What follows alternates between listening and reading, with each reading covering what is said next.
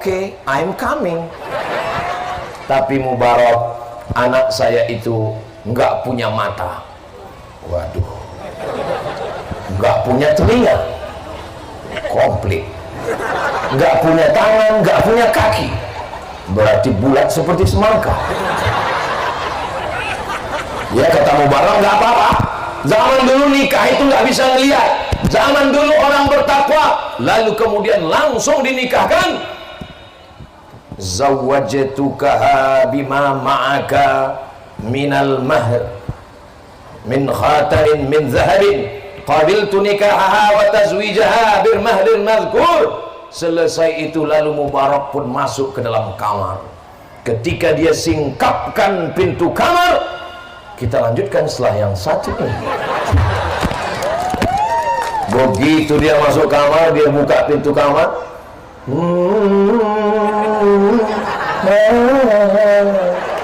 Kira-kira kalau mau dibuat video pendeknya, ada soundtracknya sedikit kan?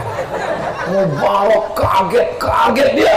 Ternyata istrinya lengkap sempurna, matanya terang, telinganya utuh, kaki tangannya susah diungkapkan dengan kata-kata. Bukan seperti sekarang, banyak orang putih tapi pakai skincare. Wajah putih, tangan Afrika. Maaf jangan tersinggung. Saya waktu ngomong tadi kan nggak ngeliat ke sana, saya ngeliat ke sana. Kunci dengar tausiah Ustaz Somad itu satu, jangan tersinggung.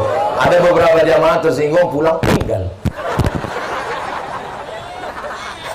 Tadi kata bapak, anak bapak nggak punya mata, nggak punya telinga, nggak punya tangan, nggak punya kaki, ini sempurna. Anak saya nggak punya mata karena matanya tidak pernah melihat yang haram. Anak saya nggak punya telinga karena telinganya tidak pernah mendengarkan yang maksiat dan dosa. Cinta satu malam, pulang-pulang berbadan dua. Anak saya tidak bertangan karena tangannya tidak pernah menyentuh yang diharamkan, dilarang Allah, mungkarat. Kakinya tidak pernah dilangkahkan kepada perbuatan maksiat. Anak saya ini perlu dicarikan orang yang jujur, dan yang jujur itu adalah kamu Mubarak.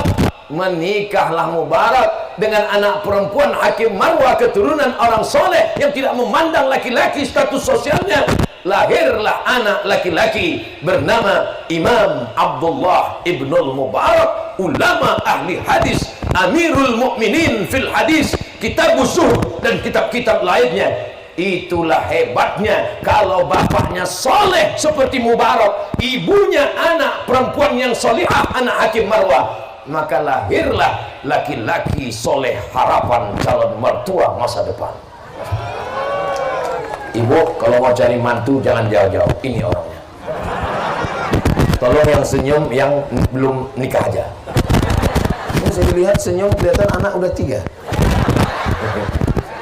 Saudara yang dimuliakan Allah Subhanahu wa ta'ala, makanya dalam Al-Quran itu dikatakan, wal baladut thayyibu yakhruju nabatuhu bi'izni rabbih walladzi khabutha la yakhruju illa nakida. Tanah yang bagus akan mengeluarkan tanaman yang cantik dan indah. Tanah yang kering kerontang akan mengeluarkan tanaman yang tidak baik. Tanah Madura ini baik apa enggak baik? Baik. Baik. Hijau. Agak kuning karena musim kemarau. Pohon mangga, pohon tembakau, padi menghijau. Saya kemarin dibawa ke pondok pesantren di atas, hijau. Saya sangka lapangan golf, rupanya kebun padi. Sawah menghijau. Dan yang tumbuh di tanah Madura ini bukan cuma tanaman, tapi para alim, para ulama, penghafal Quran. Ya Allah, jaga Pulau Madura ini dengan pondok pesantren, para habaib, para ulama, ya Allah.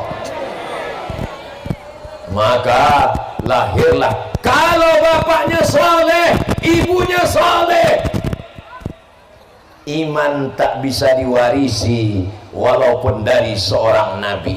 Itu kayak syair lagu Pak Ustaz. Memang lagu, iman tak dapat diwarisi. Gitu kalau nggak hafal syair. Kurang apa lagi? Ya bunayyarkam ma'ana, wahai anakku, mari naik ke atas perahu bapak. Apa katakan sa'awi ila jabali ya'asimuni minal ma'. Saya akan naik ke atas perahu bukit yang bisa menyelamatkan saya. 40 hari 40 malam tenggelam dunia. Ketika Kan'an akan tenggelam, apa kata Nabi Nuh? Ya Rabbi inna bni min ahli, he is my son. Anakku ya Allah. Apa kata Allah? Innahu laysa min ahli, dia bukan anakmu. Innahu amalun ghairu salih, karena amalnya tidak baik.